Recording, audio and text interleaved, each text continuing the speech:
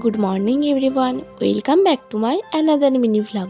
আজকের ভ্লগটা ভাবলাম এদেরকে দিয়েই শুরু করি। দেখো দেখো কিভাবে দৌড়ত, মানে ওদের মা যেদিকে যাবে ওরাও সেদিকেই যাবে। ওইভাবে যে কত দুর্ঘটনা ঘটে।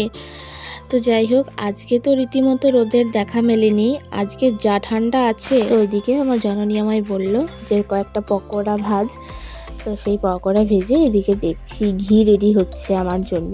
আর এই জননীর হাতে ঘি খেতে আমার এত ভালো লাগে। দেখছো কোটার মধ্যে যেটুকু আছে ওইটুকু আগের দিন হয়েছিল, আর আজকে যতটা হয়েছিল তোমাদেরকে তো দেখালাম। তো তারপর স্নান টান সেরে চলে এসেছি ঠাকুর ঘরে। পুজোটা সেরে নিলাম, কারণ একটু পরে আমাকে একটু বাইরে যেতে হবে। এই শীতকালে না স্নান করার সময় যতটা না ঠান্ডা লাগে, স্নান করার পর আরও বেশি ঠান্ডা লাগে। আমি তো পুজো করে এসে একদম কম্বল ঢাকা নিয়ে একটু বসে পড়েছি জানালার ধারে।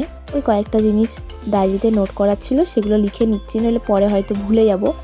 আর সাথে একটু বইও পড়ছিলাম, অনেকদিন ধরে সেভাবে বই পড়া হয়নি। আর এইরকম ওয়েদারে বাড়িতে খিচুড়ি হবে না, এটা কি হতে পারে?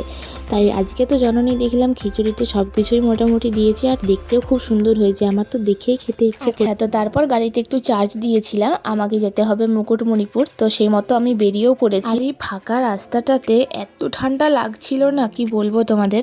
আচ্ছা, তো তারপর বাড়িতে এসে গরম গরম ডিম ভেজে নিয়েছি, আর সাথে তো মা বেগুন ভাজা করেইছে। আর খিচুড়িতে যা সব দিয়েছে তাতে আর কিছু দরকার পড়বে না। আর এই খাবার পর একটু আমলকি না খেলে না হয় না। So that was it for today. Okay, by.